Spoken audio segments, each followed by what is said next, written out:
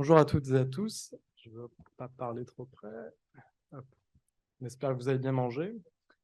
Alors cet après-midi, deuxième atelier qui est intitulé « Les médias, reflets partiels d'une période ». Et avant de laisser place à nos 7 intervenants de cet après-midi, il convient de vous présenter l'axe méthodologique que nous avons choisi pour aborder la question des médias et de l'histoire.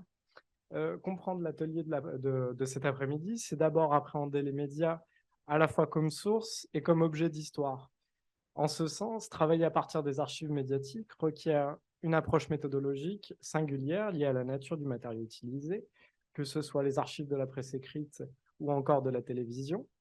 Cela requiert notamment de saisir l'articulation complexe entre la notion d'opinion publique et le support médiatique. De comprendre également le média comme un prisme partial et incomplet de la période ou du sujet qu'il représente. Néanmoins, les études médiatiques sont vastes et particulièrement variées, tant dans ses modalités d'approche méthodologique que dans l'ensemble des sujets qu'ils recouvrent. C'est le cas aujourd'hui dans les thèmes abordés par nos intervenants qui englobent des points de vue d'ordre politique, relations internationales, médiatisation, débat d'actualité contemporaine, ou encore vulgarisation scientifique. Ceci sur un spectre chronologique élargi qui s'étend tout au long du XXe siècle et jusqu'à l'histoire immédiate. Au cours de cette présentation, nous aborderons certes l'histoire des médias, mais surtout la manière de faire l'histoire à partir des archives médiatiques sur un sujet donné. Pour ce faire, j'ai avec moi Maxime Bessade, qui ouvrira les présentations par son étude intitulée « Les commémorations gaulliennes en 2020, traitement télévisuel et appropriation culturelle, politique ». Il travaille sous la direction de Jacques Cantier et nous exposera, au prisme des archives de l'INA notamment, les récupérations politiques qui tournent autour de la figure du général de Gaulle. Léo Bessade prendra la suite. Il travaille sous la direction de Philippe Foreau et présentera l'arrivée en politique de Silvio Berlusconi par le prisme de la presse française 1994-1996, figure haute en couleur de la politique italienne et qui revient avec force au sein de la presse française. Romain Ménieux, juste avant la pause, qui travaille sous la direction de Bertrand Bessières, nous parlera de l'année 1984, une nouvelle commission pour relancer la communauté européenne, un événement communautaire vu par la presse européenne. Il nous présentera également la figure de Jacques Delors et de son action au sein de la communauté européenne. Juste avant la pause, Hugo Vautelet-Lagarrigue, qui travaille sous la direction de Catherine Valenti, présentera le quotidien socialiste L'Humanité durant l'accroissement des tensions franco-allemandes à la veille de la Grande Guerre, reflet propagandiste socialiste et pacifiste entre 1911 et 1914. Il montrera comment l'Humanité reflète la montée des tensions franco-allemandes à la veille de la Grande Guerre. Après un moment de questions et une pause de 15 minutes, c'est Lucas Heulier, sous la direction de Jacques Cantier, qui nous parlera vulgarisation avec Je sais tout et La science et vie, deux périodiques reflétant la vulgarisation des sciences au début du XXe siècle, 1905-1939, deux revues qui ont marqué durablement la vulgarisation scientifique présentée par la presse. Emeline Julliot, qui travaille sous la direction de Bertrand Bessières, La presse communiste et le procès de Radour en 1953, procès ô combien célèbre de l'après-guerre et symbolique de la barbarie nazie. Il est traité avec une attention particulière par la presse communiste.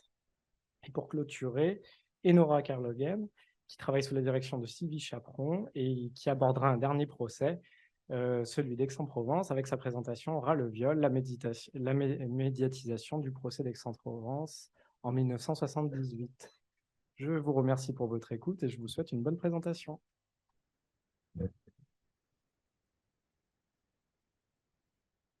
Donc, bonjour à toutes et à tous. Donc, comme l'a dit Théo, je m'appelle Maxime Bessade. Je travaille sur la figure de Charles de Gaulle durant l'année 2020 et durant notamment ses commémorations sous la direction de Jacques Cantier. Donc, on va mettre le diapo.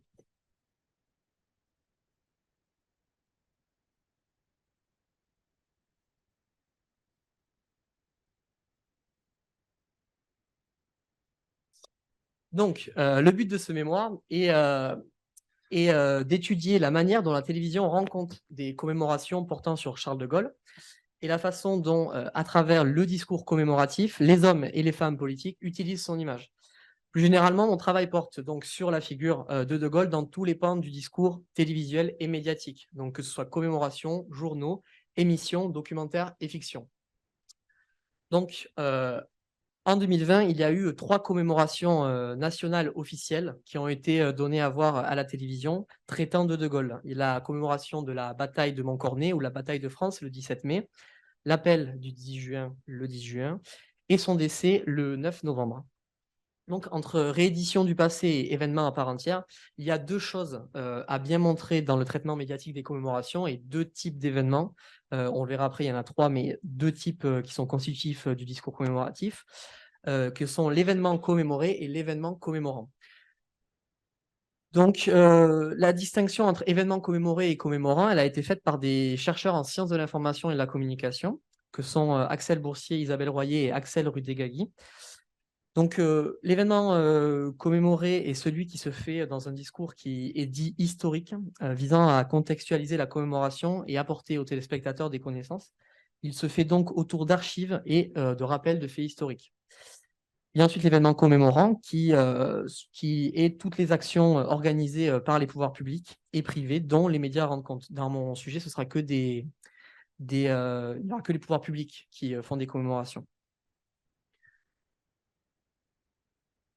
Donc, en fonction de telle ou telle commémoration, les différents événements commémorés et commémorants n'ont pas la même place, comme nous allons le voir avec 2 exemples, celui du 10 juin et celui du 17 mai. Donc, pour le 18 juin et pour les autres aussi, il existe un autre type de sujet et un autre type d'événement. Il s'agit du sujet hybride, donc comme on le voyait ici. Donc, le sujet hybride ou dit de médiation, il inclut et il mêle les 2 types d'événements dans un même sujet. Donc, ça, c'est un genre qui prend beaucoup de place, comme on le voit dans ce graphique. Dans la commémoration du 10 juin, il y a 5 sujets sur le commémoré, 7 sur le commémorant et 11 qui portent sur les 2. Donc, le 18 juin, la commémoration officielle, elle se déroule en 3 temps. Le président de la République se rend d'abord au musée de l'Ordre et de la Libération aux Invalides, en compagnie d'un des 4 derniers compagnons de la Libération en 2020, Hubert Germain. Elle continue au Mont Valérien pour une cérémonie militaire, puis le président de la République se rend à Londres pour remettre la croix de la Légion d'honneur à la ville. Donc, comme on le voit sur ce graphique, il y a, donc, comme j'ai dit, beaucoup d'événements qui sont, qui sont des sujets de médiation. Et donc, les sujets sur l'événement commémoré sont au nombre de 5 et ont la plupart du temps une valeur introductive, c'est-à-dire que c'est des sujets qui vont introduire les sujets sur l'événement commémorant. À propos des sujets de médiation, ils sont souvent scindés en 2 entre les 2 événements. Sur M6, par exemple, le 10 juin 2020, il y a le sujet de médiation principal se fait en 2 temps. Donc, d'abord à Aubourdin, dans le département du Nord, où l'appel est diffusé en boucle sur le parvis de la mairie durant toute la journée. Puis, une deuxième partie où on va retracer l'historique de l'appel avec Olivier Vévorka, historien de la Seconde Guerre mondiale. Ensuite, le 17 mai, l'exemple du 17 mai, il est assez intéressant vis-à-vis de l'invisibilisation du commémoré et de la surreprésentation du commémorant. Donc, tout d'abord, c'est la première fois qu'un président de la République commémore la bataille de France, hormis De Gaulle. C'est une bataille qui est peu connue, qui est perdue aussi par la France. Charles de Gaulle est alors colonel dans une guerre où l'armée française est dépassée. Et face à l'avancée allemande dans les Ardennes, De Gaulle est appelé à diriger la 4e division cuirassée et est en charge de plusieurs batailles, dont Montcornet le 17 mai. Donc, dans la nuit du 17, la division surprend les panzers allemands et fait replier l'armée allemande. Malgré cela, ces derniers reprennent vite le dessus, humainement et matériellement plus nombreux. Dans le discours médiatique, il n'y a que France 2 qui porte à la connaissance du téléspectateur le fait que cette bataille fut une contre-offensive. Les autres parlent d'une bataille peu connue et ne vont pas plus loin dans la manière de parler de cette bataille. Donc, on a une réelle invisibilisation de l'événement commémoré. Alors, on peut se poser 2 questions. Pourquoi commémorer une défaite qui est quasiment inconnue et pourquoi donc une telle invisibilisation du commémoré donc la bataille, elle s'inscrit, la bataille de France, de Montcornet, s'inscrit dans un contexte de défaite en 1940.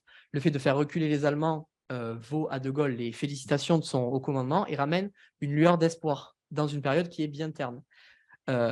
Cependant, même si on peut chercher la raison de la commémoration dans le commémoré, c'est vraiment dans le contexte de 2020 qu'il faut chercher la raison principale de cette commémoration. Donc, la crise évidemment du Covid-19 que nous avons connue en 2020 est sans précédent pour nos sociétés du XXIe siècle. C'est la première sortie du président de la République depuis la crise, 2 semaines après la fin du confinement strict en France. Donc, lors de cette commémoration, plusieurs phrases d'Emmanuel Macron viennent confirmer qu'ici, la volonté de commémorer un tel événement existe du fait du contexte de la commémoration. Donc, je cite, « Il est des défaites d'un jour qui portent en elles les germes des victoires à venir. De Gaulle nous dit que la France est forte quand elle sait son destin, quand elle se tient unie, qu'elle cherche la voie de la cohésion au nom d'une certaine idée de la France qui nous rassemble par-delà les discordes, alors devenues accessoires. » Donc ici, c'est très clair. Et cette clarté, elle amuse les journalistes, on va dire. Adrien Gindre, par exemple, sur TF1, je cite aussi, dit que toute similitude avec des personnes ou situations existantes n'est pas fortuite, car le président parle de chef déterminé dans l'action. Donc, on voit bien qu'ici, Emmanuel Macron, il essaye de faire un parallèle entre les situations de crise de 1940 et de 2020, en faisant appel à la figure de l'époque, Charles de Gaulle. La volonté ici est d'abord de se légitimer comme chef de l'État, en marquant sa filiation au fondateur de la Ve République, mais aussi celle de convaincre que même lorsqu'il y a des turbulences, il y a un pilote dans l'avion. Et le président de la République tient aussi, c'est une raison plus, on va dire, pragmatique et plus politique. Le président de la République tient aussi à faire passer un message à l'Assemblée nationale afin d'unir son camp politique. En mai 2020, des députés issus de la majorité présidentielle créent un nouveau groupe parlementaire qui se nomme Écologie, Démocratie et Solidarité, qui fragilise la majorité absolue d'Emmanuel Macron et de La République En Marche. Donc, pour résumer la commémoration du 17 mai, Pierre Nora a une phrase qui est assez intéressante dans le débat en 2000, qui est que la commémoration est moins un hommage des vivants aux morts que l'occasion pour les vivants de se choisir et de proclamer leur incertitude et multiples identités. Donc, comme on vient de le voir avec le 17 mai, la figure de Gaulle est très utilisée par les hommes et femmes politiques. Et pour ce faire, je vais parler des 2 principaux en France, on va dire, que sont Emmanuel Macron en 2020, que sont Emmanuel Macron et Marine Le Pen. Donc, Emmanuel Macron, évidemment, président. Pour le président, comme nous venons de le voir avec l'exemple de la commémoration de Montcornet, le but, c'est de se légitimer en tant que chef de l'État et dans son rôle de chef de l'État et marquer son appartenance à la lignée des présidents. Donc, pour ce faire, en termes de communication, Emmanuel Macron, en 2020, a tenté de s'inscrire dans les pas de Charles de Gaulle. Pour Julian Jackson, qui est le dernier biographe de Gaulle, qui a sorti sa biographie en 2019, personne n'a autant cherché l'inspiration dans la figure du général de Gaulle qu'Emmanuel Macron.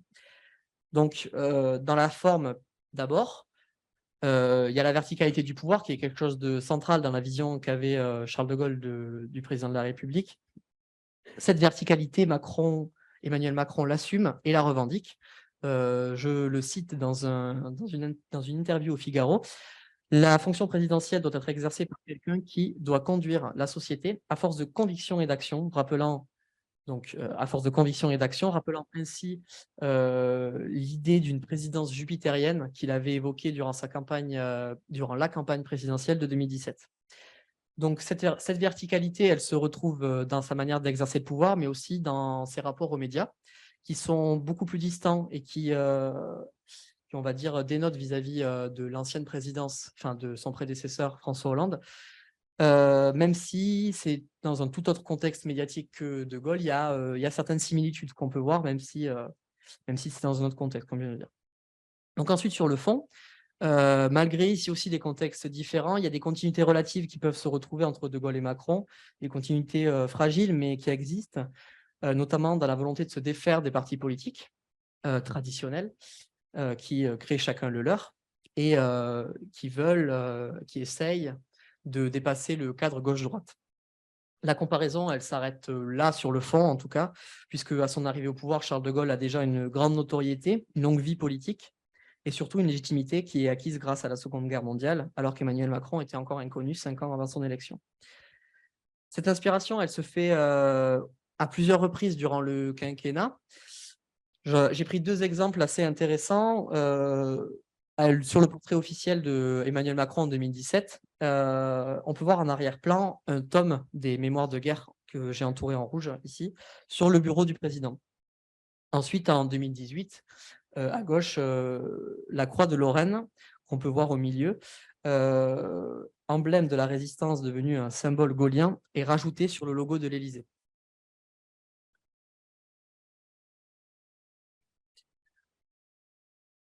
Donc ensuite, en plus d'Emmanuel Macron, il y a aussi Marine Le Pen qui essaye de s'accaparer l'héritage de Gaulle. Et on le voit avec l'épisode de l'île de Sein le 17 juin 2020. Donc historiquement, le Front National et le Rassemblement National a toujours été anti-gaulliste. Le parti s'est même construit contre 2 thèmes qui sont constitutifs de l'action de Charles de Gaulle, que sont la résistance et l'opposition à Pétain et la question de l'indépendance de l'Algérie. Donc, dès son arrivée à la présidence du Front National, Marine Le Pen veut se démarquer, tente de se démarquer de cet héritage. Je cite: « Je m'inspire de ceux qui ont osé ces grands destins républicains, de Victor Schœlcher à Charles de Gaulle. » Ça, c'est quelque chose qu'elle a dit lors de son discours son premier discours en tant que présidente du Front National lors de son investiture. Donc, le 17 juin, Marine Le Pen se rend sur l'île de Sein pour rendre hommage à l'appel du 10 juin et par extension à Charles de Gaulle. L'île de Sein, c'est une île bretonne sur laquelle l'appel a été très entendu. 130 hommes sénants se sont rendus à Londres le lendemain. Elle devient commune compagnon de la libération en 1946 et au fur et à mesure du temps, un haut lieu de la mémoire gaulienne. Donc Marine Le Pen s'y rend le 17 et non le 18 comme toutes les commémorations ont lieu, car il était prévu, car le maire de la commune avait fait part de sa volonté qu'elle ne vienne pas, avançant même les commémorations d'1 heure le 18. Le sujet a été énormément traité dans les médias, donc le sujet de l'épisode de l'île de Sein, dans les médias, que ce soit le 17 ou le 18, tous les journaux l'évoquent et s'accordent pour parler d'un fiasco.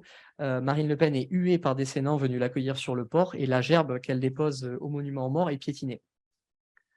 Donc ici, la volonté de commémorer De Gaulle, comme j'ai dit, ça tient en trois expressions. Donc d'abord se légitimer comme une force politique, et aussi exister comme la seule personnalité politique d'opposition qui serait présidentiable. C'est la seule personnalité politique qui a commémoré, autre que le président, pardon, qui a commémoré l'appel du 10 juin. Il y a aussi une raison qui est électorale, donc à sa venue à l'île de Sein, en voulant aller simplement chercher des électeurs de droite, gauliens, gaullistes, dans la continuité de son accord politique avec Nicolas Dupont-Aignan en 2017. Marine Le Pen cherche donc à se légitimer et à se présidentialiser, mais aussi à se normaliser en se rattachant à une figure qui est devenue au fil du temps consensuelle. Donc, en guise de conclusion, on peut dire que 2020 aura été une année de Gaulle, comme l'a affirmé la fondation qui porte son nom, à la télévision d'abord, diffuseur des commémorations gaulliennes, mais aussi et surtout en politique. Aujourd'hui, tout le monde se déclare gaulliste, rappelant la phrase de Gaulle: tout le monde est, a été ou sera gaulliste, qui n'a jamais été autant d'actualité, tellement d'actualité qu'il devient pertinent de se demander si cela veut encore dire quelque chose d'être gaulliste aujourd'hui. Donc la continuité de mon travail en Master 2, elle s'inscrit dans cette question-là, posant la différence entre gaullien et gaulliste, mais aussi sur ce que veut dire l'héritage gaulliste aujourd'hui. À ce propos, il s'agit d'étudier la patrimonialisation du gaullisme, mais aussi si la phrase de Sudir Hazaritsig est toujours d'actualité. L'image de Gaulle est passée d'une figure historique à un mythe politique. Merci de m'avoir écouté.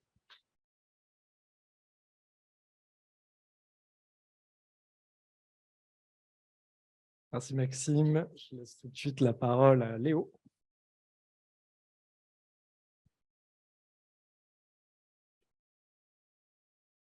Bonjour à tous, je m'appelle Léo Bessode et je travaille sur l'arrivée en politique de Silvio Berlusconi d'après le prisme de la presse française avec monsieur Philippe Foreau.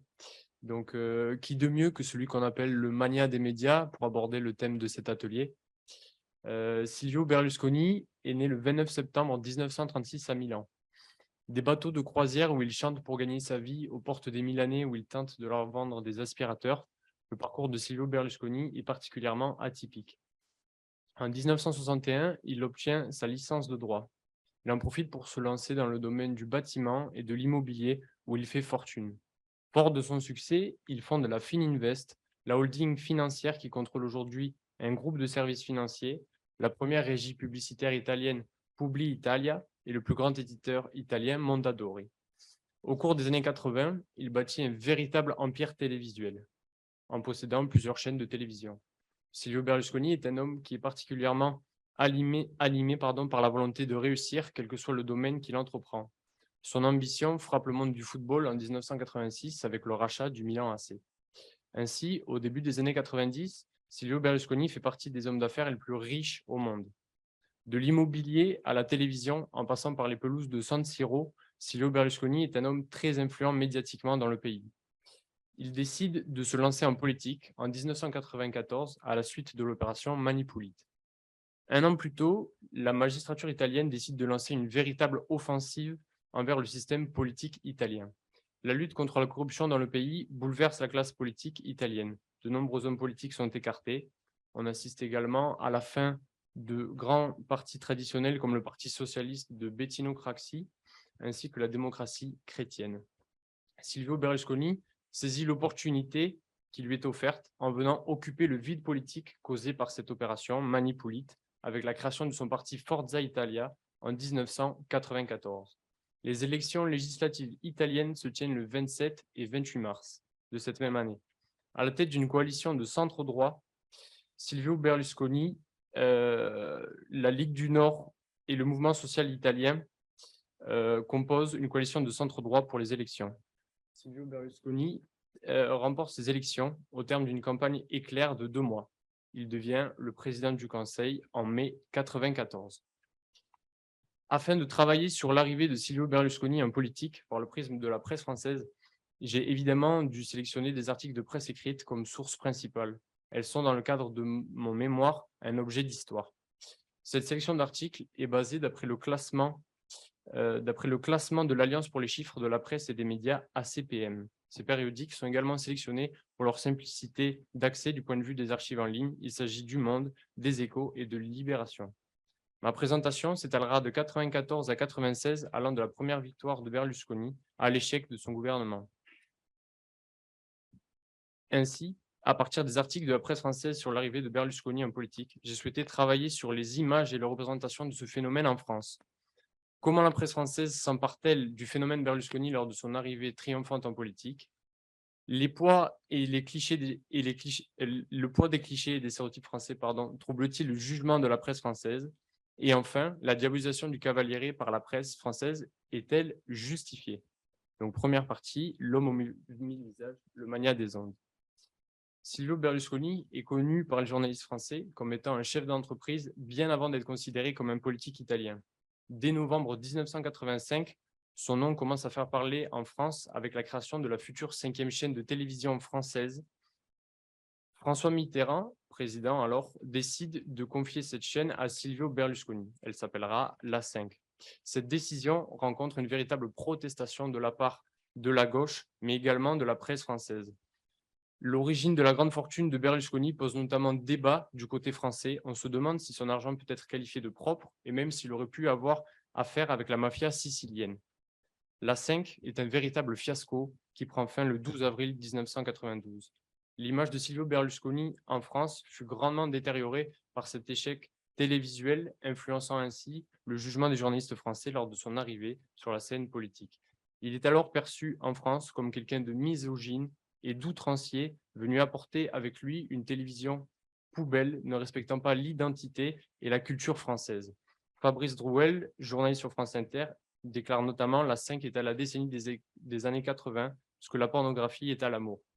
Ainsi, avant même de faire son apparition en politique, Silvio Berlusconi a déjà une image peu flatteuse.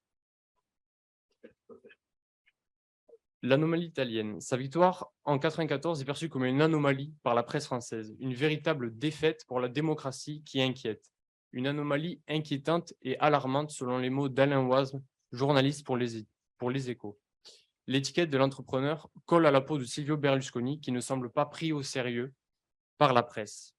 En effectuant sa descente dans l'arène, Silvio Berlusconi a modifié les manières de faire de la politique en la modernisant grâce à la puissance et l'utilisation de son empire. Alain Oisme, comme j'ai dit, journaliste pour Les Échos, écrit « Forza Italia est ainsi une machine formidable, invincible et diabolique qui s'est inventée de toutes pièces. Diabolique d'ingéniosité qui fait le lien entre les téléspectateurs des chaînes de Berlusconi et les électeurs qui sont la nouvelle cible du Cavaliere. » Il évoque également les nouvelles techniques mises en place par Forza Italia. Je cite « Les sondages d'opinion ont été utilisés massivement pour évaluer les chances de réussite politique de Berlusconi. Ils ont servi à préciser les messages adaptés à ces cibles prioritaires en affinant son offre politique en fonction des demandes des citoyens. » Ainsi, on voit qu'avec Forza Italia, tout est nouveau et le parti vient révolutionner les règles de la compétition politique. Silvio Berlusconi est alors perçu comme l'homme qui vient bouleverser la compétition politique en Italie. De plus, le Cavaliere est perçu comme une anomalie par la presse française en raison de son pouvoir médiatique. Pour Le Monde, Sophie Gherardi écrit « La mainmise du nouveau pouvoir sur les médias audiovisuels du pays semble difficilement acceptable dans une grande démocratie européenne. Le thème du conflit d'intérêts est donc très souvent évoqué par la presse française de cette période. Pour Jean-Louis Briquet, politologue, c'est même la raison de son arrivée en politique.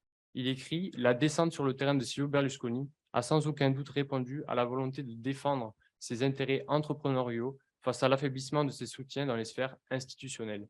Ainsi, l'habileté politique de Berlusconi fascine les spécialistes, mais inquiète la presse car elle vient transgresser les règles de la compétition politique. Il est en quelque sorte vu comme une sorte d'envahisseur qui transgresse la société civile par le biais de la télévision, comme l'évoque Vincenzo Susca.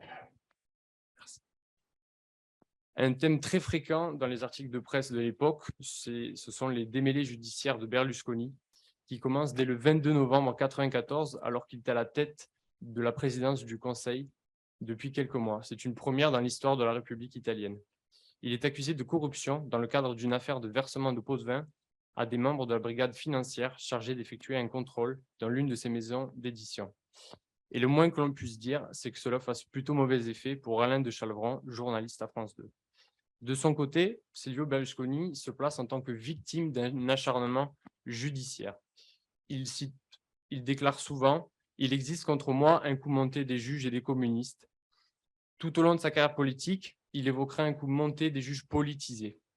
Ses ennuis judiciaires se poursuivront tout au long de sa carrière, et ce, dès le mois de novembre 1995. Il est convoqué le 30 novembre devant les juges milanais de l'enquête Manipolite, car il est accusé d'avoir réalisé un transfert de plus de 30 millions de francs en 1991 au profit de Bettino Craxi lors de la constitution de son empire télévisuel. Ainsi, on peut affirmer que les procès qui viennent rythmer la vie de Silvio Berlusconi lors de son arrivée en politique déforment et dégradent son image qui est dorénavant liée à la corruption et l'illégalité qu'il avait pourtant juré de combattre lors de son arrivée en politique. Pour ma deuxième partie, le Cavaliere diabolisé, je vais commencer par le lien entre Silvio Berlusconi et les néofascistes. Dès son arrivée en politique, l'image de Berlusconi se lie avec celle du fascisme et du néofasciste dans la presse française. En 1993, il apporte son soutien à Gianfranco Fini, candidat du mouvement social italien, lors des élections municipales de la ville de Rome. Il déclare « Si je vivais à Rome, je voterais sans hésiter pour Gianfranco Fini ». Son soutien au candidat du mouvement néofasciste italien provoque une véritable tempête médiatique en Italie, mais également en France. La presse se fait la plus violente contre Silvio Berlusconi, s'insurge de son entrée en politique et de la manière radicale de faire sa première apparition sur la scène politique. Son image se dégrade encore un peu plus lorsqu'il forme la coalition avec ses alliés de droite et d'extrême droite, à savoir la Ligue du Nord d'Umberto Bossi et le mouvement social italien de Gianfranco Fini, pour remporter les élections législatives du 27 et 28 mars 1994. Après sa victoire, Silvio Berlusconi compose son gouvernement en nommant 5 ministres néofascistes. Pour la première fois depuis 45 ans, les néofascistes sont donc directement associés au gouvernement italien. Dans la presse française, il est alors perçu comme l'homme qui a gagné grâce à sa proximité avec l'extrême droite, et il est le président du Conseil qui renoue avec le fascisme à la tête du pays. Élise Lucet, journaliste pour France 2, déclare notamment « Grâce à Silvio Berlusconi, les néofascistes italiens ont retrouvé une légitimité. C'est une grande victoire pour les néofascistes mais c'est une véritable défaite pour la démocratie. Son image, déjà bien négative dans la presse française, vient s'obscurcir avec sa proximité avec le parti néofasciste de Gianfranco Fini. Comme je l'ai dit, pour la presse française, il est l'homme responsable du retour du fascisme au pouvoir et du réveil nationaliste italien dont il est lui-même l'exemple. Un autre thème qui est souvent évoqué dans les articles de presse sur Berlusconi, c'est le populisme. En 1994, Laurent Fabius évoque le terme de télépopulisme pour évoquer la victoire de Berlusconi. Le télépopulisme, pour Berlusconi, serait une forme de populisme qui s'exprime avec l'utilisation de son empire médiatique en politique. De plus, sa communication politique et ses prises de parole le sont également pour la presse française. Pour le politologue Pierre Musso, en utilisant le terme de télépopulisme, on classe Silvio Berlusconi dans une formule boîte pour mieux le conjurer en tant qu'accident. Ainsi, la notion de populisme qui colle à la peau de Silvio Berlusconi finit par discréditer le politique. On remarque alors que la presse française qui réduit le phénomène Berlusconi à une forme de populisme médiatique le disqualifie aux yeux d'un idéal démocratique. Il semble plus diabolisé qu'interprété réellement. Donc pour finir, Sua Emittenza et la mafia, une autre facette souvent évoquée dans les articles de presse en France sont les zones d'ombre de Silvio Berlusconi. Donc Alain Oise, journaliste pour Les Échos, mentionne ces zones d'ombre. Il déclare « Il vaut mieux ne pas parler de l'argent de Berlusconi. Il n'est pas bon d'être curieux à propos de ce qui se trouve derrière ces sociétés. Le soupçon est donc fort que pour ouvrir des portes, Silvio Berlusconi ait pris des raccourcis peu orthodoxes. » On remarque ici que l'image du président du Conseil se lie à l'illégalité. Elle se lie même à la mafia pour Le Monde, qui écrit « La justice se prépare à enquêter sur des accusations plus graves encore, portées à l'encontre du Cavaliere. » On parle ici du lien entre la Fininvest et la mafia, en la personne de Toto Cancelmi, dont la Fininvest aurait notamment eu affaire pour la reconstruction historique du centre de Palerme, une partie liée avec des milieux contrôlés par la mafia. Ainsi, l'image de Berlusconi est dorénavant liée à la mafia, même s'il faut rappeler que la majorité des propos de la presse française sont axés sur des suppositions sur son enrichissement personnel. En ayant fait son arrivée en politique, le Cavaliere attire l'intérêt donc de la justice et de la presse sur son parcours. Une grande part de mystère entoure son ascension et son enrichissement personnel. Cette part d'ombre finit donc par rejaillir sur sa carrière politique et son image dans la presse. Pour conclure, j'ai voulu montrer que la diabolisation de Silvio Berlusconi est unanime dans les articles de presse que j'ai pu étudier au cours de ma première année de recherche. Cette diabolisation provient, comme nous l'avons dit, de la 5, de ses procès, de ses démêlés avec la justice, des liens présumés avec la mafia et de l'utilisation de son empire médiatique. Mais Silvio Berlusconi ne fut pas réellement pris au sérieux lors de son premier gouvernement par la presse française. Il est une anomalie qui devait rapidement prendre fin. Derrière chaque diabolisation, il y a une forme d'excès, mais j'ai souhaité pour finir me demander si la diabolisation du Cavaliere pouvait être qualifiée d'excessive. On peut y répondre de deux manières. Oui, la diabolisation de Berlusconi est excessive, car comme je l'ai dit, le phénomène ne fut pas réellement interprété. La presse française semble alors avoir une image péjorative du Milanais et de la vie politique italienne à cause d'une méconnaissance de celle-ci, selon Marc Lazare. Il est évident que les clichés et les stéréotypes français ont influencé les représentations françaises du phénomène. Ainsi, pour les médias français, Silvio Berlusconi représente toute l'image négative de l'Italie, celle de l'exubérance, du machisme et de l'irrationalité. Et enfin, non, la diabolisation de Silvio Berlusconi n'est pas excessive, car il est important de rappeler que le Milanais est le propre responsable de la diabolisation qu'il subit dans la presse française. Il est loin d'être exempt de tout reproche avec ses procès pour corruption ou bien son comportement vis-à-vis de la justice italienne. De plus, ce n'est pas la presse française qui a inventé ces procès ou ces déclarations polémiques. Je vous remercie.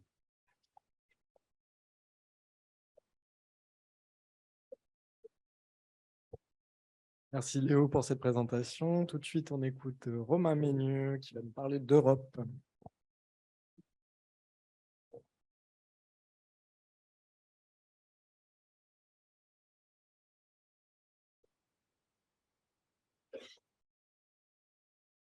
Bonjour à tous, je m'appelle Romain Ménieux et c'est à mon tour de vous présenter une partie de mes recherches.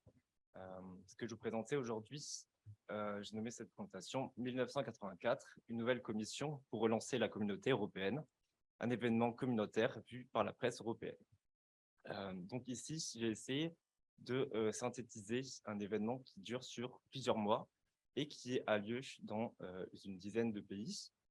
Donc, en quelques minutes, c'est un exercice assez difficile et je ne peux pas parler de tout. Mais pour revenir sur le contexte, donc ça se passe 10 ans avant la communication de mon collègue précédemment. Il faut savoir que l'Europe occidentale subit les conséquences économiques des chocs pétroliers, donc à savoir une récession, de l'inflation et un chômage de masse. Et l'Europe des 6, qui est devenue plus tard l'Europe des 10 en 1981, s'en retrouve un peu grippée, puisque suite aux conséquences économiques de ces chocs pétroliers, les Européens ont préféré plutôt se retourner vers eux-mêmes plutôt que poursuivre dans de nouvelles constructions européennes, ce qui fait que pendant à peu près 10 ans, entre 1974 et 1984, la communauté européenne n'a pas forcément énormément avancé. On peut noter par exemple la création du Conseil européen ou la création du Fonds européen de développement régional, ou encore la première élection au Parlement européen au suffrage universel. Mais ces avancées sont, somme toute, plutôt mineures, ou alors mettent en place des mécanismes qui seront développés un peu plus tard. En revanche, les crises sont nombreuses. Je vous ai mis ici sur le diapo les plus importantes. Par exemple, la crise de la surproduction agricole, qui fait que le budget agricole dans le budget communautaire explose et arrive à quasiment 70% du budget total, ce qui a pour conséquence en partie une crise à propos du montant de la contribution britannique au budget européen, avec le célèbre I Want My Money Back de Madame Margaret Thatcher, et ce qui a pour conséquence, pendant plusieurs années, de nombreux vétos britanniques sur de nouvelles avancées communautaires. Et enfin, on peut aussi parler des négociations pour l'entrée de l'Espagne et du Portugal dans la communauté européenne qui traînent en longueur. Mais en 1983, François Mitterrand décide de s'investir en Europe et d'essayer de bousculer la situation pour résoudre toutes ces crises. Donc, pour ce faire, au premier semestre de l'année 1984, il a la présidence de la communauté européenne et durant ce semestre, il va essayer de résoudre ces crises. L'achèvement est au Conseil européen de Fontainebleau les 25 et 26 juin 1984, où tous ensemble, tous les 10 chefs d'État et de gouvernement, ils arrivent à résoudre le problème lié à la contribution britannique. S'ouvre alors une nouvelle ère pour la construction européenne, puisque la plupart des problèmes qui se posaient aux 10 États de la communauté européenne sont levés. On peut donc penser à de nouvelles politiques européennes, et c'est le rôle de la Commission européenne qui est chargée, qui a l'initiative des nouvelles politiques communautaires et qui doit aussi les faire appliquer. Mais jusqu'à présent, notamment durant la commission de Gaston Thorn, entre 1981 et 1984, la Commission n'a pas réussi à s'imposer face aux États et n'a pas réussi à proposer une voie médiane qui pouvait être prise de manière favorable par tous les États.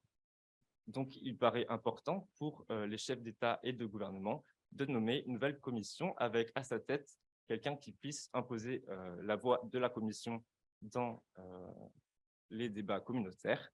Et c'est justement au Conseil européen de Fontainebleau que le chancelier allemand Helmut Kohl et le président français François Mitterrand se sont mis d'accord sur le personnage de Jacques Delors pour diriger cette nouvelle commission qui devra prendre ses fonctions à Bruxelles en début 1985. Donc, qui est Jacques Delors? Jacques Delors est un personnage, un homme politique français au parcours plutôt atypique, puisqu'il n'a pas fait de grandes écoles politiques, ni l'ENA. Il a d'abord commencé comme employé à la Banque de France. Il s'est ensuite investi dans le syndicalisme et dans des associations d'enseignement et populaire. Et en 1962, grâce à tout ça, il sera nommé chef du service des affaires sociales et culturelles au commissariat général au plan, puis chargé de mission auprès de Jacques Chaban-Delmas, Premier ministre de l'époque. Enfin, en 1973 jusqu'en 1979, il sera membre du Conseil général de la Banque de France et professeur de gestion à l'Université Paris-Dauphine. En 1974, il rejoindra le Parti socialiste et sera nommé en 1979 député européen et président de la Commission économique et monétaire du Parlement. Puis, en 1981, alors que François Mitterrand gagne les élections, il le nomme ministre de l'économie et des finances dans les gouvernements de Pierre Mauroy, où il prendra petit à petit de l'importance, puisqu'en 1983, il refusera même le poste de Premier ministre. Et si les Européens se sont mis d'accord sur le personnage de Jacques Delors, c'est non seulement de par son expérience européenne, de député européen, de ministre de l'économie, mais aussi ses grandes connaissances en économie, dans les affaires sociales ou européennes. Et surtout qu'il provient d'un des grands pays de la communauté européenne et que c'est un homme politique de premier plan qui paraît donc capable de mener la Commission à bon terme et à réussir de nouvelles politiques pour lancer la communauté européenne. Donc, pour vous présenter ce travail sur le retour des médias sur la désignation de Jacques Delors en juillet 1984 jusqu'à la nomination de la prise de fonction de sa nouvelle commission en janvier 1985. J'ai utilisé des sources qui ont été regroupées par l'Institut Jacques Delors, qui a regroupé tout un ensemble de sources sur Jacques Delors, tout son passage à la Commission européenne, qui ont été ensuite transmises aux archives historiques de l'Union européenne et qui sont conservées à l'Institut universitaire européen à Florence. Donc, je vais d'abord commencer cette présentation en vous parlant de la nomination, la désignation de Jacques Delors en tant que tel, qui a lieu le 19 juillet 1984. Évidemment, puisque c'est quelque chose qui est assez dense, qu'il y a beaucoup de journaux qui en ont parlé, dans 10 pays différents que compose la communauté. J'ai montré ici que quelques grands titres. Ce que je peux dire déjà sur cet événement-là, c'est que la portée est assez importante, puisque la plupart des journaux d'information européens des 10 États de la communauté en font mention, pas forcément en première de couverture, mais souvent avec une page intéressante dans leurs journaux. On peut noter toutefois au Danemark, comme le dit un télégramme diplomatique d'une diplomate française qui dit « La presse danoise porte un intérêt limité au choix du prochain président de la Commission des communautés européennes. La une des principaux quotidiens est consacrée au vol d'un bras de la petite sirène. » Et il faut parcourir sur les rubriques spécialisées pour découvrir des commentaires sur les événements européens. Donc ici, ce fait est assez minoritaire et concerne le Danemark, qui est à cette époque-là un des pays les moins pro-européens de la communauté. Mais dans l'ensemble, tous les journaux d'information européens parlent de cette désignation. Dans l'ensemble, c'est plutôt positif de ce que j'ai pu relever, surtout en France et en Italie, où les commentaires sont vraiment positifs, comme par exemple le quotidien qui titre Communauté européenne, Delors attendu comme le Messie, ou Il Tempo qui dit Delors, nouveau moteur de la communauté européenne.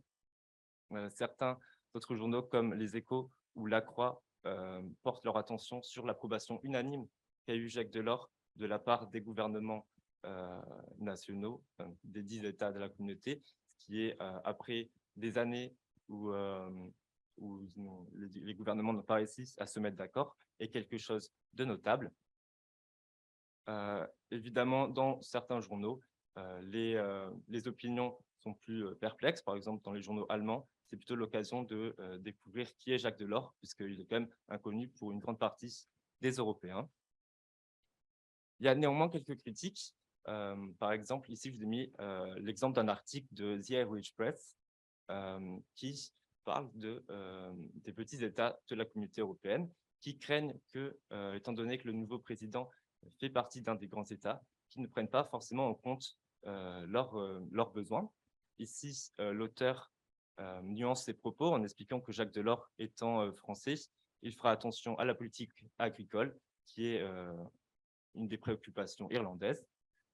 Une autre critique que j'ai pu relever, provient du journal belge La Cité, qui titre « En acceptant de nommer le français Jacques Delors à la présidence de la Commission européenne, le chancelier Kohl remercie M. Mitterrand pour son cadeau aux agriculteurs allemands. » Donc là, le journaliste qui a écrit cet article extrapole une décision qui a été prise au Conseil de Fontainebleau, où l'Europe aurait a accordé une réduction de TVA pour les agriculteurs allemands, et le journaliste extrapole ceci comme une faveur de Mitterrand à Kohl, qu'il aurait ensuite rendu plus tard. Ensuite, suivant ce qui a suivi cette désignation, puisqu'elle est du coup, il y a eu beaucoup d'articles sur cette période entre le 19 juillet et disons le 25 juillet. Après suit la nomination de la commission en tant que telle, donc les 13 autres commissaires qui vont siéger avec Jacques Delors, et donc qui sont nommés à la discrétion de chaque État, et qui reçoit chacun un portefeuille comme dans un gouvernement normal. Et durant cette période qui s'étend entre juillet et novembre 1984, certains journaux vont s'essayer à proposer des hypothèses sur le nom des nouveaux commissaires et les portefeuilles qu'ils vont recevoir. Donc ce sont essentiellement des préoccupations nationales. L'idée est de savoir si un État va recevoir le portefeuille d'une politique qui l'intéresse, par exemple le développement en Afrique pour la France ou l'industrie en Allemagne. Je vous ai mis ici quelques exemples de ces articles.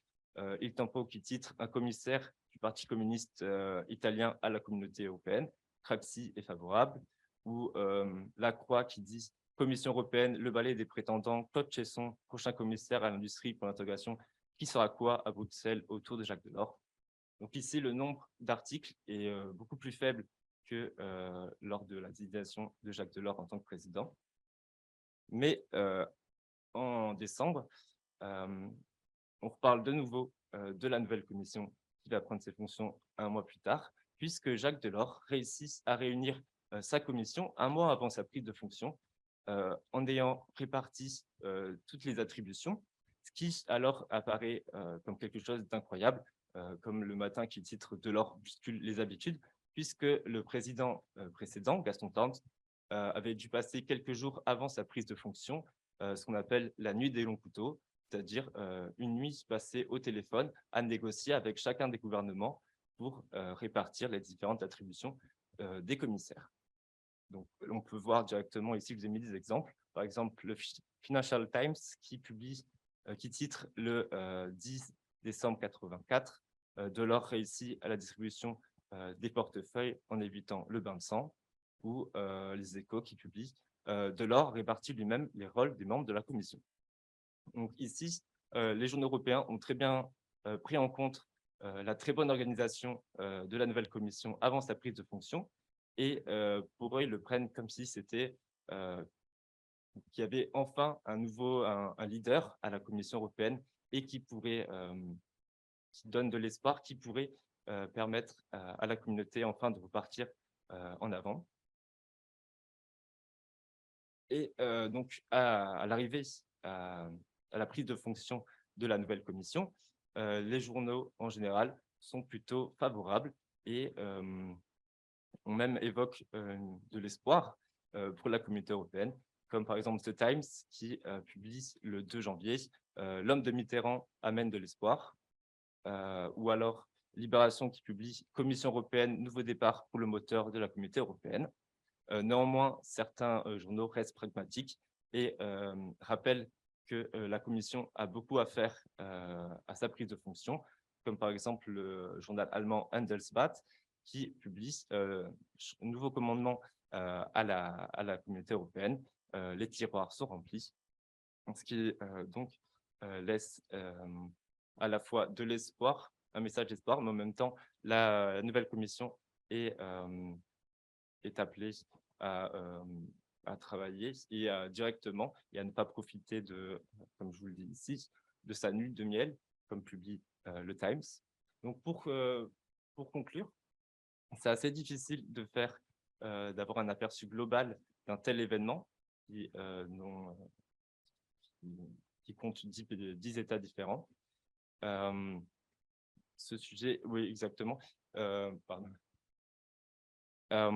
Voilà, j'ai pu ici en quelques minutes essayer de vous faire un petit tour d'horizon de ce que pouvaient ressembler les débats dans la presse. Évidemment, il y a plein d'autres critiques qui ont pu être faites, ou sujets abordés, mais je trouvais ça intéressant en rapport avec notre atelier sur les médias de vous partager cet aspect de mes recherches. Et ici, dans mes recherches, personnellement, j'ai poursuivi en expliquant, en parlant. Excusez-moi, c'est hors sujet. Je vous remercie de m'avoir écouté. Merci beaucoup. Allez, je laisse tout de suite la place à Hugo. Alors, bonjour à toutes et à tous, je m'appelle Hugo Voetlé-Lagarrigue et je vais vous parler du quotidien L'Humanité pendant l'accroissement des tensions franco-allemandes sur la période de 1911-1914, comme ce journal comme reflet propagandiste, socialiste et pacifiste de cette période. Donc déjà pour présenter rapidement mes recherches, mon titre de recherche c'est la montée des tensions franco-allemandes à la veille de la Grande Guerre vue par le journal L'Humanité sous la direction de Catherine Valenti. Donc, mon encadrement temporel pour ce sujet est du 1er juillet 1911 avec la crise d'Agadir, qui est une crise diplomatique entre la France et l'Allemagne qui se localise au Maroc sur la question de la conquête coloniale du Maroc, jusqu'au 31 juillet 1914 avec l'assassinat de Jean Jaurès. Donc, pour mes sources, j'utilise principalement des articles de l'Humanité dans l'immense majorité, et plus particulièrement des éditoriaux qui permettent d'analyser vraiment un discours argumenté, développé, là où les dépêches ou les reprises de dépêches de l'agence Havas sont moins poussées, donc moins intéressantes pour moi. Donc, le but de mes recherches est vraiment, c'est une immersion au sein du discours socialiste jauréciste. Donc, l'Humanité était à cette époque-là sous la direction de Jean Jaurès, à une période où justement on voit un accroissement des tensions juste avant la Première Guerre mondiale pour voir ce qui se disait à cette période dans ce journal.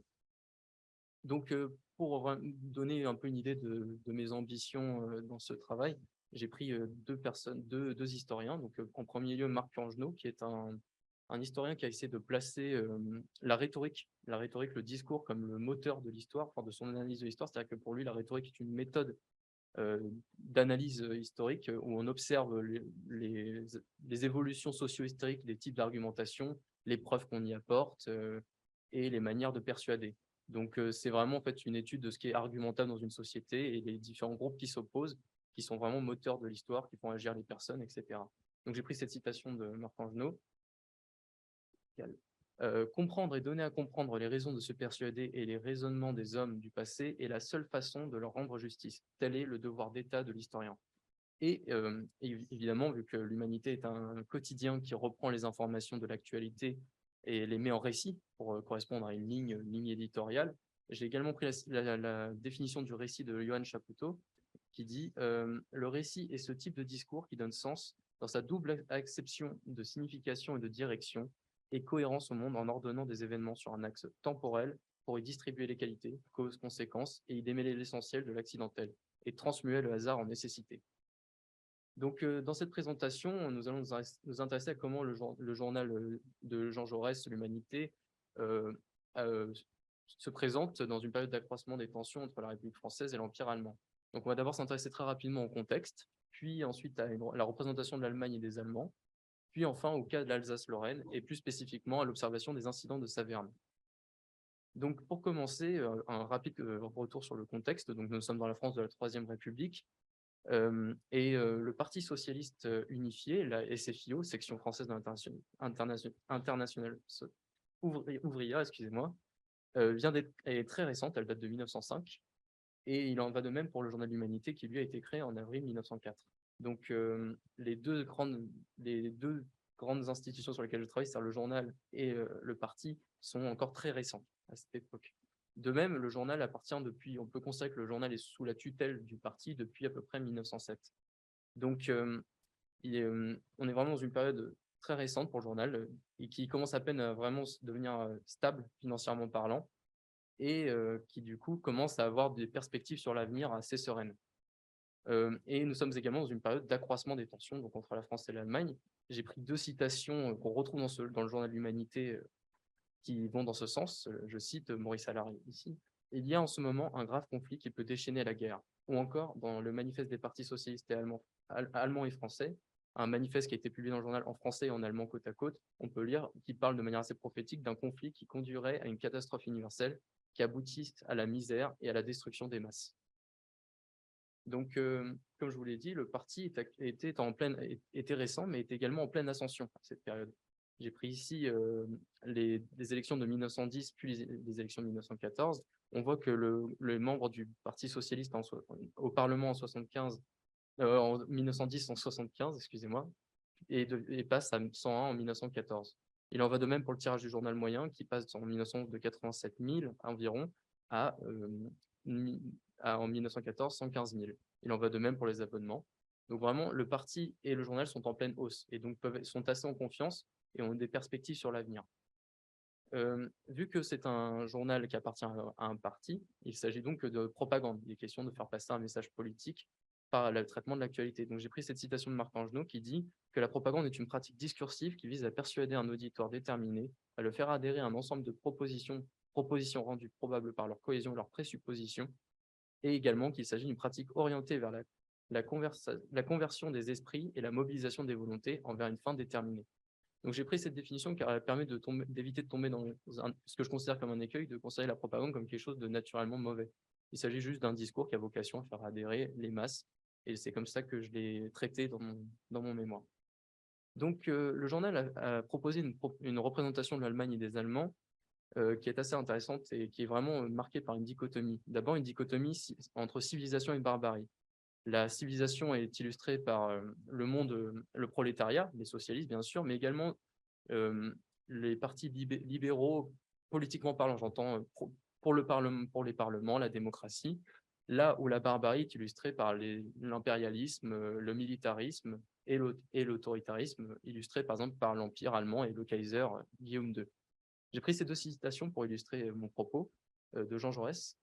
Tout serait perdu, la civilisation humaine sombrerait dans une sorte de bas empire avec bureaucratie armée si le socialisme international, centre vibrant des forces excusez-moi, je me suis perdu, des forces de démocratie comme des espérances prolétariennes n'offraient pas au peuple menacé d'un régime de barbares, de servitude et de sottise une suprême chance de salut et de relèvement. Ou encore, c'est une deuxième citation qui dit « Oui, il y a deux Allemagnes. Ils ont fait le jeu de l'Allemagne du militarisme et de caste. Ils ont entravé autant qu'il dépendait d'eux le développement de l'Allemagne populaire, démocratique et pacifiste. » En parlant d'eux, il entend les militaristes allemands. Donc ce dernier article est assez intéressant parce qu'il émane en fait d'un... Ah, il y a un petit blocage. Hop.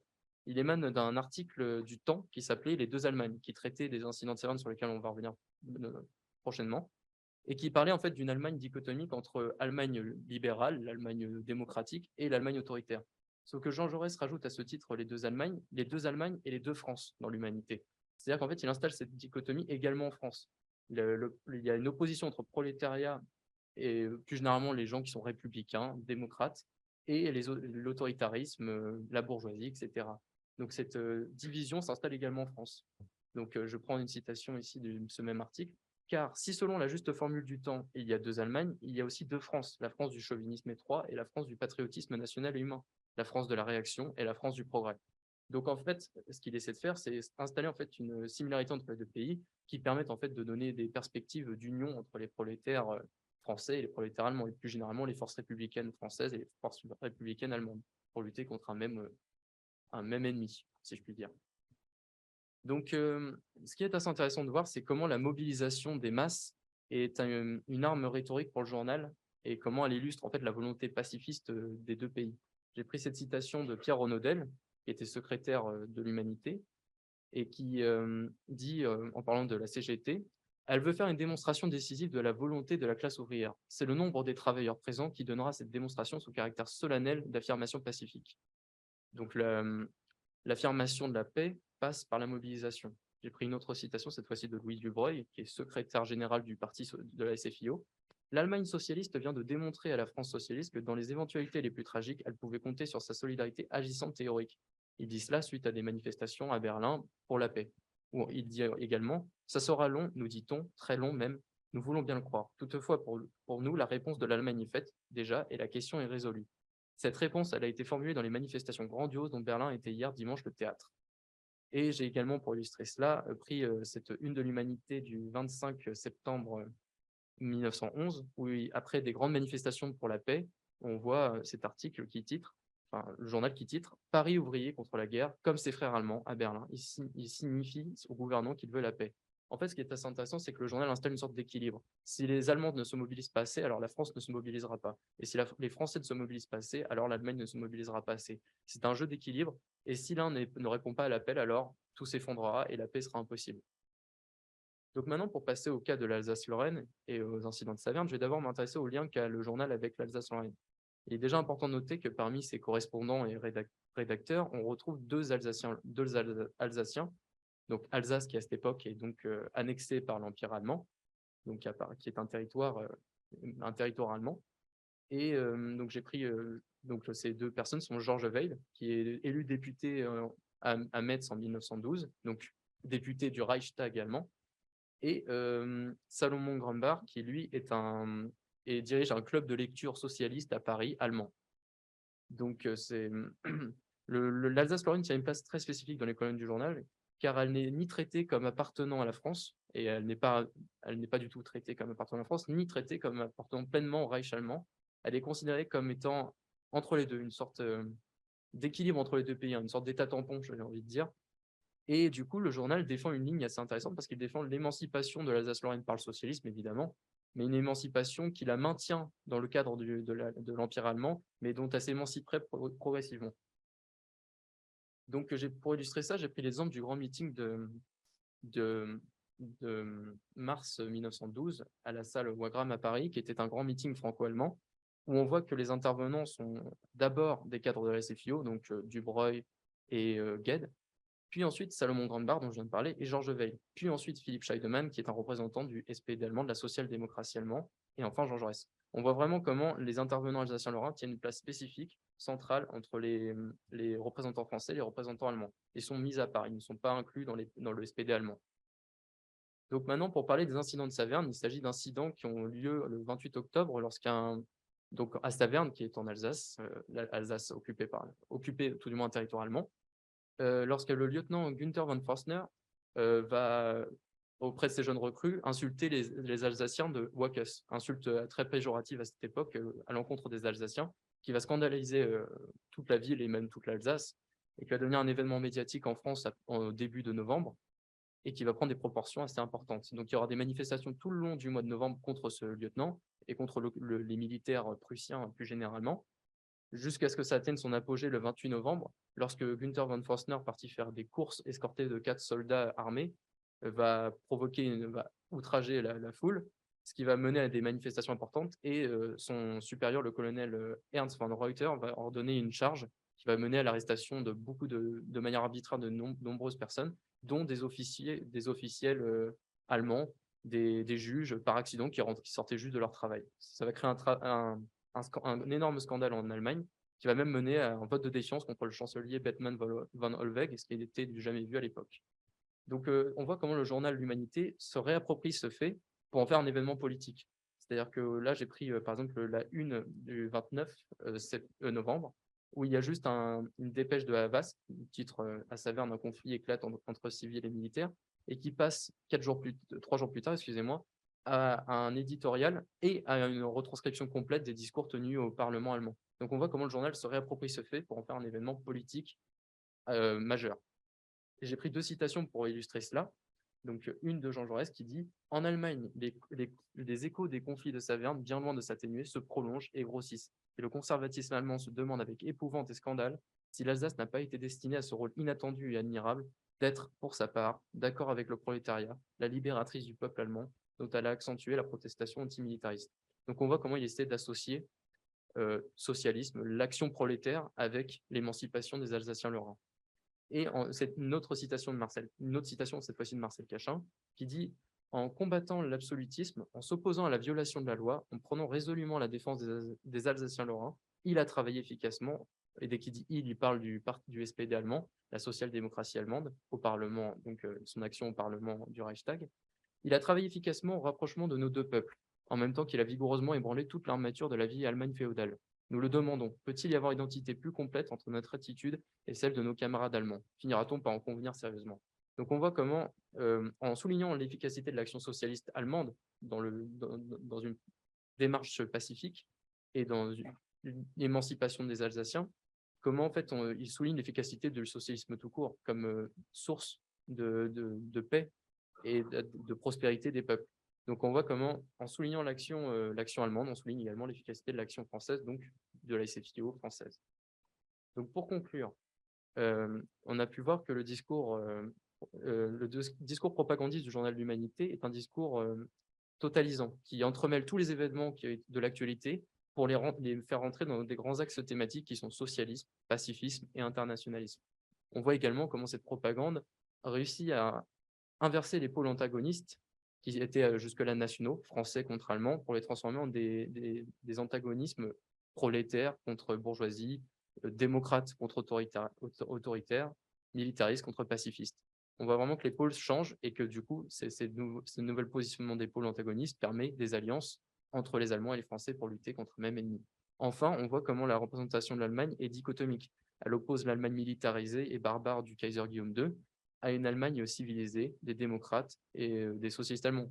Il y a même, parfois dans le journal, on parle de sous-Allemagne et d'Allemagne supérieure, c'est-à-dire une opposition entre ces deux Allemagnes. Il y a l'Allemagne de Kant, de Karl Marx, et cette Allemagne de Guillaume II et des militaristes.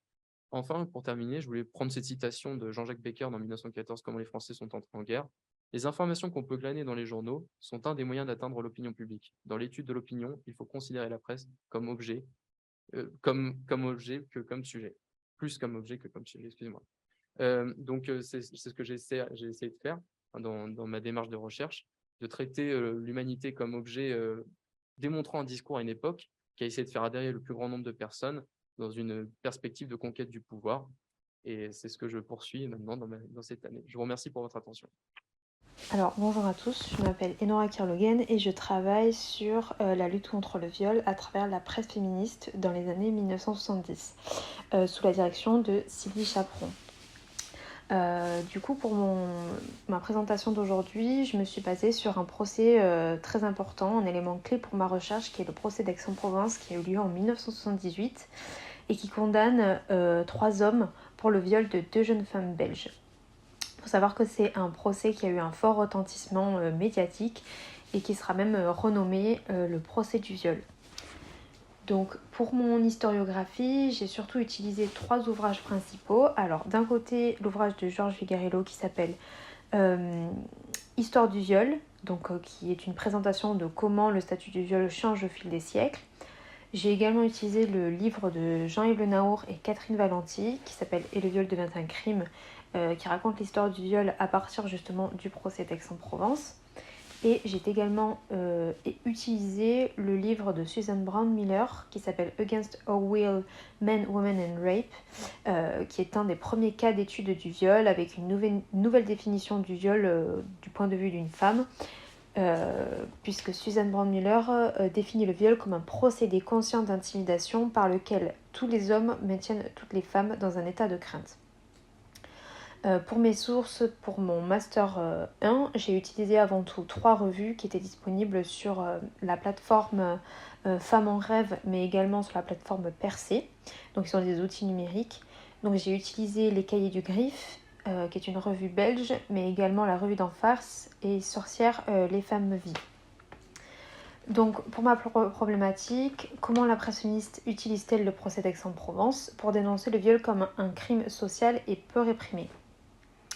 Pour ça, dans une première partie, je vais un peu mettre en contexte l'histoire du viol, l'histoire de mon mémoire. Dans une deuxième partie, je vais parler des outils de lutte. Et dans une dernière partie, je vais parler de ce que les féministes défendent et à quoi elles veulent mettre fin. Donc pour mettre en contexte ce qui s'est passé pour ces 2 jeunes femmes. Donc Anne Tonglet et Araceli Castellano, qui sont 2 jeunes femmes belges, décident de passer quelques jours de vacances dans le sud de la France, pas loin de Marseille, dans les Calanques. Et alors qu'elles arrivent sur place et qu'elles commencent à déballer leurs affaires pour préparer leur tente, un homme les approche et décide de les draguer tout simplement. Sauf que les 2 jeunes femmes refusent les avances de cet homme. Il y a une sorte d'effet de colère de la part de l'homme avant qu'il ne décide de s'en aller. Alors, pourquoi j'ai nommé cette partie victime mais coupable? D'abord coupable parce que depuis toujours, on tend à mettre les femmes sous silence quand elles sont violées, on tend à les rendre honteuses et ainsi les pousser à ne pas porter plainte pour un acte qu'on qualifie de minime en quelque sorte.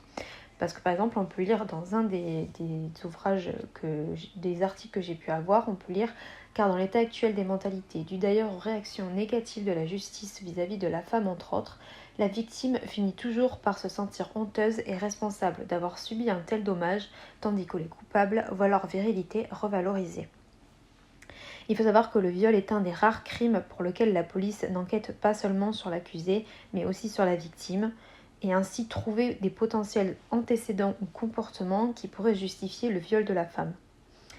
Pourquoi Anéa et Célie sont-elles coupables? D'abord, coupables parce qu'elles étaient seules le soir sur une plage naturiste, également coupables parce qu'elles sont homosexuelles, également coupables parce qu'elles ont refusé les avances d'un homme, mais surtout coupables parce que ce sont des femmes. Pourtant, les chiffres actuels le montrent, le viol n'est pas un crime isolé et qu'il touche beaucoup de femmes en France.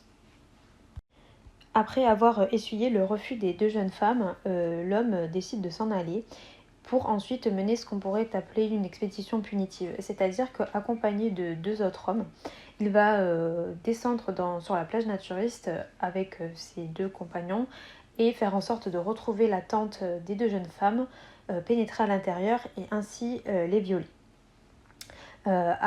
Pendant plusieurs heures, etc. Suite à cette longue nuit pour ces deux jeunes femmes, elles décident d'aller porter plainte. Donc dès le petit matin, elles se rendent au commissariat où elles portent plainte, puis à l'hôpital où elles passent quelques examens médicaux. Devant le tribunal correctionnel, malgré le non-consentement des deux jeunes femmes, la juge d'instruction, qui est pourtant une femme, condamne les trois hommes seulement pour coups et blessures, niant ainsi toute criminalité de l'acte. Il faut savoir que c'est un cas qui arrive relativement souvent, car peu de cas de viol qui arrivent en France arrivent jusqu'en cour d'assises. Pourtant, dans la loi de 1832, on déclare le viol comme un crime et comme toute pénétration vaginale forcée par le sexe masculin. Pourquoi j'ai nommé cette partie des violeurs innocents? D'abord parce que dans l'imaginaire collectif, dans ce qu'on peut appeler aujourd'hui la culture du viol, ces trois hommes ne représentent pas ce qu'on pourrait qualifier d'un vrai violeur ou d'un vrai viol. Qu'est-ce que c'est pour les gens un vrai viol et un vrai violeur? C'est-à-dire que le viol se passe forcément la nuit dans une ruelle sombre, dans un parking, au coin d'une ruelle, et que le vrai violeur c'est quelqu'un qui a des problèmes mentaux, qui a des problèmes dans la société, et non pas quelqu'un comme n'importe qui, comme Monsieur Tout-le-Monde. En réalité, encore une fois, les chiffres prouvent le contraire, puisque, comme on peut le lire dans l'article que j'ai cité, que les violeurs sont des hommes ordinaires. Les trois hommes qui nous ont violés sont âgés de 24, 25 et 30 ans. L'aîné a 5 enfants, 2 sont français, l'autre est italien. Ils sont de ce genre d'hommes que l'on rencontre partout. Ce sont 3 hommes qui sont tout à fait normaux et que les proches vont essayer de défendre comme disant incapables, et même trop gentils pour commettre un acte tel qu'un viol. La condamnation des 3 hommes seulement pour coups et blessures laisse un goût amer aux 2 jeunes femmes. Elles vont alors décider d'utiliser leur voix pour militer et ainsi tenter d'obtenir une justice plus juste. Pourquoi donc utiliser le témoignage? D'abord, on utilise le témoignage afin de prendre la parole et ainsi montrer aux femmes violées qu'elles ne sont pas seules. On va également utiliser le témoignage pour montrer que les femmes ne doivent pas se sentir honteuses et ainsi éviter l'isolement des femmes. Leur montrer que ce n'est pas un crime moins grave qu'un autre et surtout qu'elles ont le droit de se sentir mal. C'est également une façon plus politique de prendre la parole, c'est-à-dire de rendre le privé public et ainsi rendre compte des effets néfastes du viol, ainsi que montrer par le témoignage une sorte de preuve et ainsi parler d'un vécu, parler de quelque chose qui touche la femme et qui peut détruire réellement sa vie et ses relations avec les autres. En osant parler, en utilisant le témoignage, Anéa et Célie vont réellement porter le visage des femmes violées. Elles vont oser parler pour celles qui ne peuvent pas ou qui ne se sentent pas capables de le faire. Nous luttons pour nos principes, pour que changent les lois et pour que changent les mentalités. C'est un témoignage qui va permettre à l'histoire du viol de connaître un véritable tournant. Ensuite, pourquoi est-il important d'agir publiquement pour les féministes ? En effet, agir publiquement en témoignant n'aurait peut-être pas eu l'effet escompté sans le militantisme vraiment extrêmement présent des féministes et des associations féministes tout au long des années 1970. On va chercher vraiment à agir collectivement. C'est-à-dire que dans un des témoignages, on apprend que les deux jeunes femmes, donc Anne Tonglé et Tara Selly, sont soutenues par l'association Choisir, dont est membre Gisèle Halimi, qui va également être l'avocate des deux jeunes femmes lors du procès de 1978. Donc Gisèle Halimi est une avocate connue notamment pour le droit des femmes, puisqu'elle a également été connue pour le procès de Bobigny en raison du droit à l'avortement, qui a eu lieu en 1972, et elle va défendre les deux jeunes femmes quand le tribunal correctionnel va se juger incompétent, amenant ainsi le procès jusqu'aux assises. Si ce procès a un effet retentissant, c'est surtout grâce à la ténacité des deux jeunes femmes, donc de Anne Tonglé et Tara Selly, mais également grâce au militantisme de nombreuses femmes, comme Gisèle Halimi, mais également des militantes féministes qui, tout au long du procès, vont publier des articles, des affiches, des tracts et vont également se rendre jusque devant le tribunal d'Aix-en-Provence pour soutenir les deux jeunes femmes. Malgré la présence d'hommes qui affirment que Anne Tonglé et Tara Selly Castellano veulent gâcher la vie de 3 hommes innocents et ainsi mettre fin à la vie paisible de ces 3 hommes pour un crime qu'ils estiment ridicule. Finalement, que dénoncent les féministes à travers ces manifestations, à travers ces articles ? D'abord, elles condamnent la responsabilité de la politique dans l'absence de condamnation des violeurs. Ce qui va pousser les femmes à se taire par question de pudeur et de dignité, mais également se taire parce que les femmes savent que le combat sera inutile.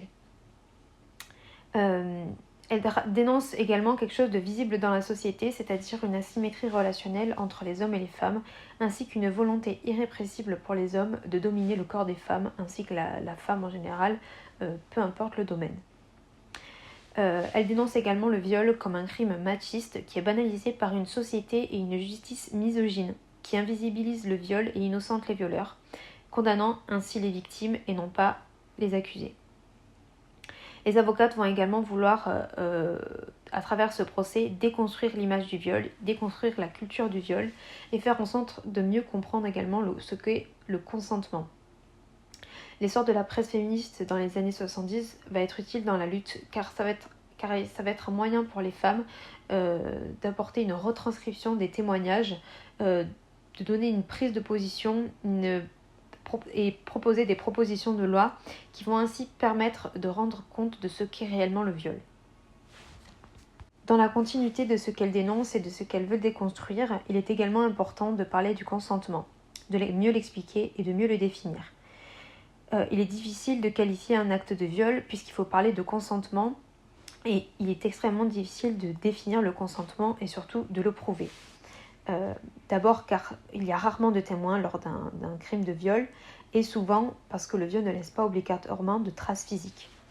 En effet, on peut lire par exemple « À partir du moment où nous avons cessé de résister, cet abandon fut interprété par le juge d'instruction comme un consentement de notre part. » Mais également or, la justice reconnaît le viol que dans certaines circonstances, il aurait fallu nous retrouver empalés, pieds et poings liés, à demi mortes, ou bien qu'il y ait au moins un témoin. Jusqu'en 1980, le viol est défini comme un viol seulement s'il y a eu des cris, des traces de violence ou une présence de témoins. Face à un juge, le viol peut être remis en cause suivant l'idée qu'il s'en fait, suivant sa définition du viol. Il faut savoir cependant que plus de la moitié des viols sont perpétrés sans violence. Dans la réalité, la peur, la pression, le cadre hiérarchique, la domination masculine poussent les femmes à se laisser faire, à céder, de peur des représailles qu'elles pourraient endurer. Comprendre ce qu'est le non-consentement, ce n'est pas seulement visible grâce aux cris violence, c'est également comprendre qu'on peut dire non sans forcément le montrer de manière physique. Et cela permet de ne pas remettre en cause la parole de la victime. Pour conclure, les féministes ont avant tout cherché à dénoncer le viol comme étant un crime social commun et peu réprimé. Elles ont également fait en sorte d'encourager les femmes à ne plus avoir honte du viol dont elles ont été victimes et à porter plainte, notamment en créant des centres d'appel, des centres d'aide pour les femmes victimes de viol. Elles ont également fait en sorte de briser l'image du vrai violeur et de déconstruire les pensées collectives qui entourent le viol. À travers la presse féministe, elles ont fait en sorte de mieux comprendre ce qu'est réellement le consentement, de mieux définir le viol et surtout de savoir mieux en parler. Et elles vont également s'appuyer, donc la presse féministe s'appuie sur la solidarité des féministes et des associations féministes qui vont jouer un rôle clé dans la lutte contre le viol. À partir de décembre 1980, constitue un viol tout acte de pénétration sexuelle, de quelque nature qu'il soit, commis sur la personne d'autrui, par violence, contrainte ou surprise. Merci. On va prendre un petit moment pour répondre à vos questions. Alors, j'appelle Liam Ramsey qui est préposé au micro.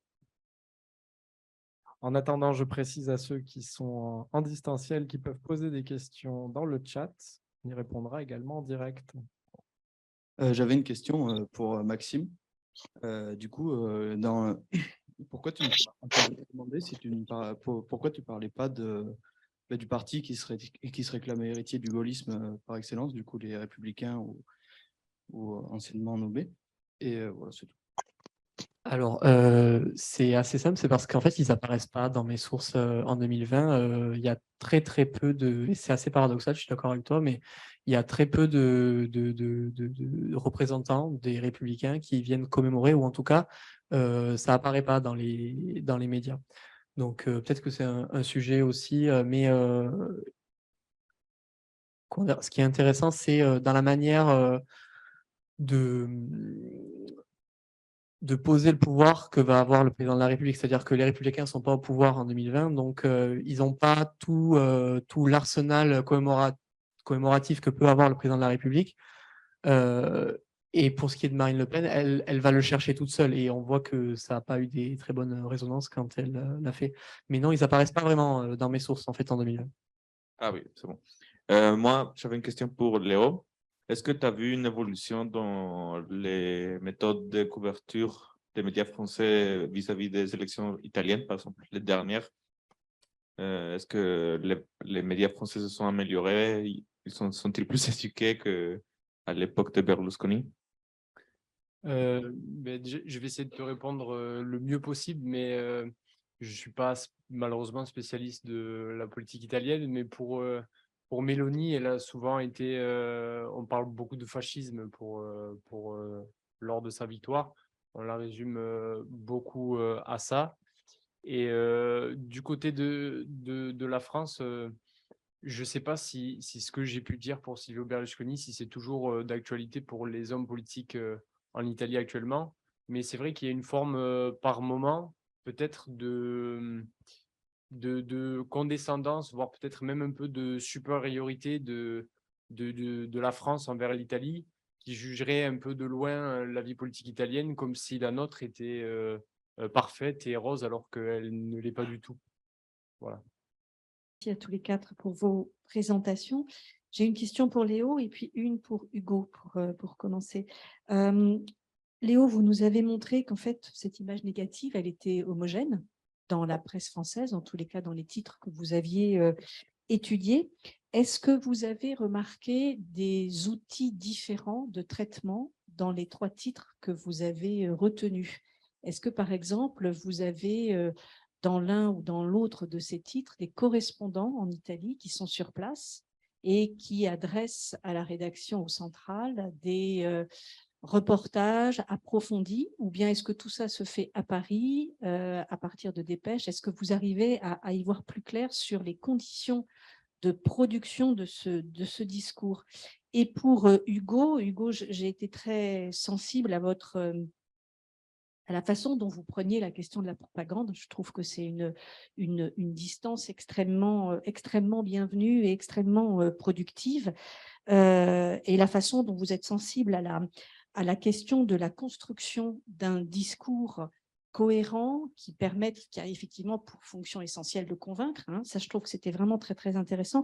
Et ma question porte sur l'inversion de ces fameux pôles antagonistes, parce que ça, c'est vraiment passionnant de voir vous montrer comment finalement le principal outil de l'humanité, c'est l'inversion de ces pôles antagonistes.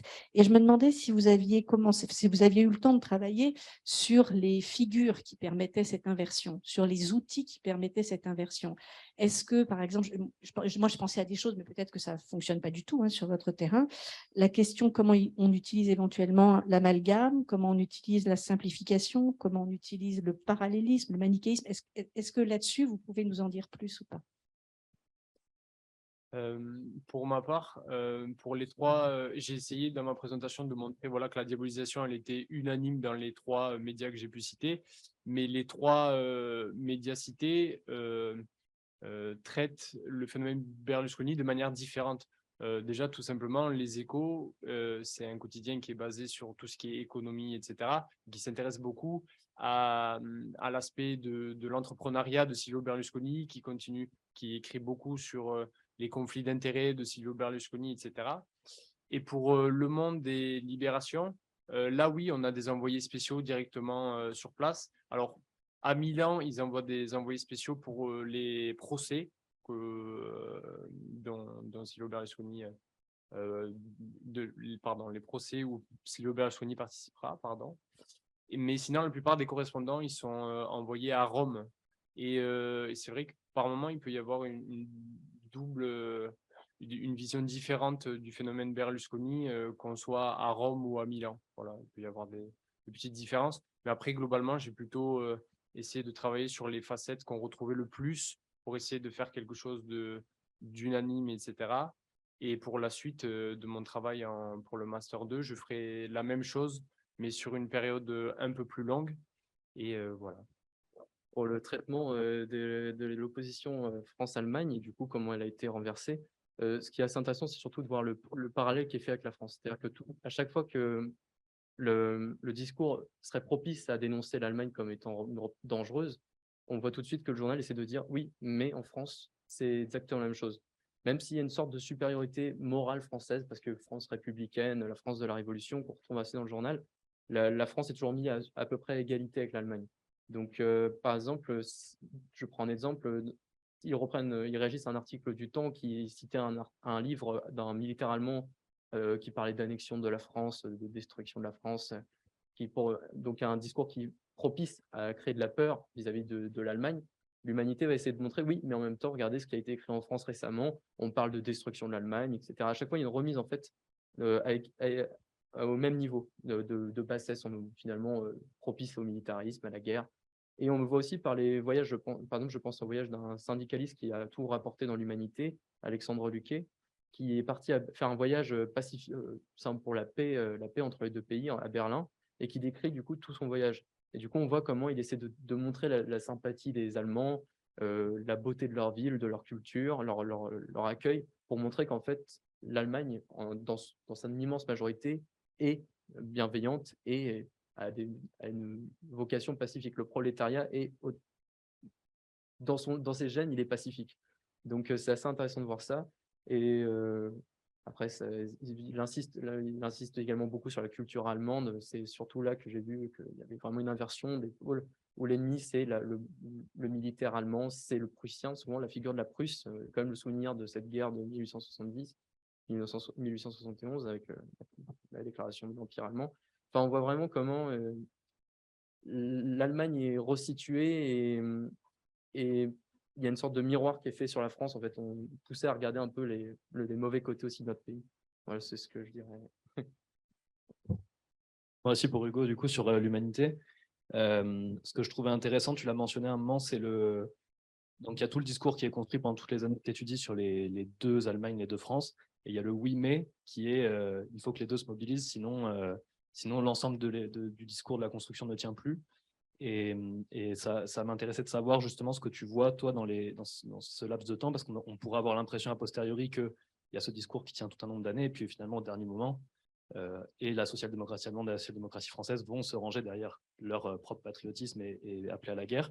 Est-ce que tu vois des germes, peut-être qu'il y a des lignes, des ailes différentes aussi dans le journal, déjà dès 1911, dans les années qui suivent, qui insiste sur le mais, sur il faut aussi que la deuxième Allemagne se mobilise, parce que sinon il faudra que nous on se défende, et ce qu'ils ont fait en dernière instance.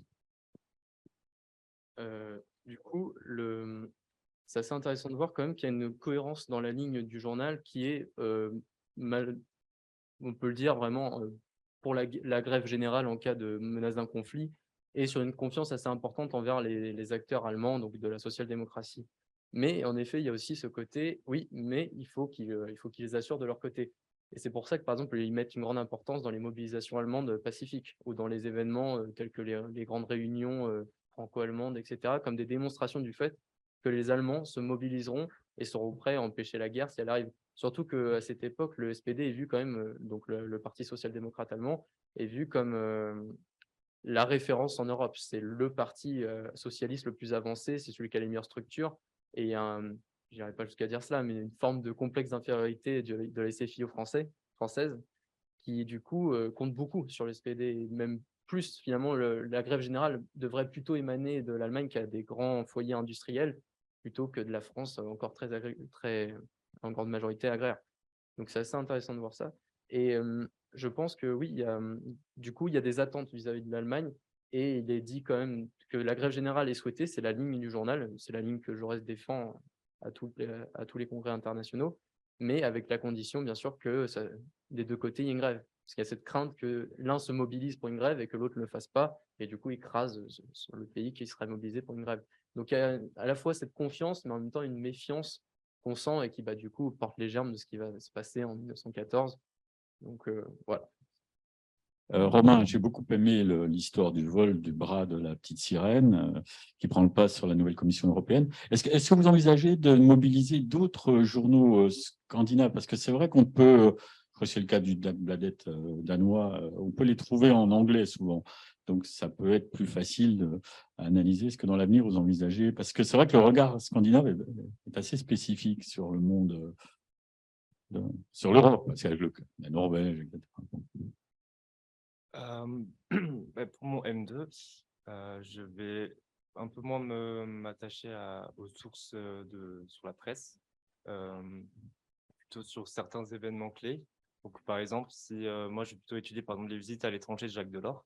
Donc, s'il fait une visite, il a fait une visite par exemple en Norvège, là, je vais étudier la presse, mais ce n'est pas dans la communauté européenne. Mais si quand tu fais une visite dans le Danemark ou en Suède, je vais étudier, mais pas forcément spécialement là-dessus. Mais dans les sources que j'ai, elles ne sont pas forcément traduites, ces sources. Donc, je privilégie plus des sources que je connais plus, le français, l'espagnol, l'italien ou l'anglais. Voilà. En anglais, vous trouverez beaucoup de choses sur la presse. Et à Hugo, je vous le dis, une petite précision sur le contexte économique. Oui, la France est très rurale encore à cette époque-là, mais l'Alsace, c'est très industriel, parce que l'Alsace, on pense à Strasbourg, mais il y a aussi Mulhouse, c'est quand même la grande capitale industrielle du coton en France. Et c'est pour ça que pour la SFIO et le SPD, c'est intéressant. C'est aussi pour ça que du coup, le Parti socialiste avait beaucoup d'attentes vis-à-vis de l'Alsace-Lorraine, qui du coup s'industrialisait, et surtout les socialistes étaient en pleine ascension en Alsace. Ils montaient de manière assez importante.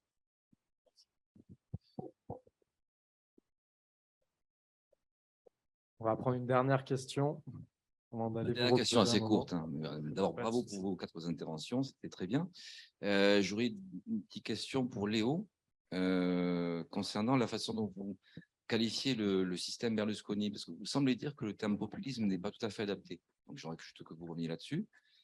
Et ensuite, donc Hugo, merci pour votre intervention. Je veux juste revenir sur un point, l'incident ou les incidents de Saverne. Je n'ai pas compris ce que c'était exactement, si vous pouviez revenir rapidement.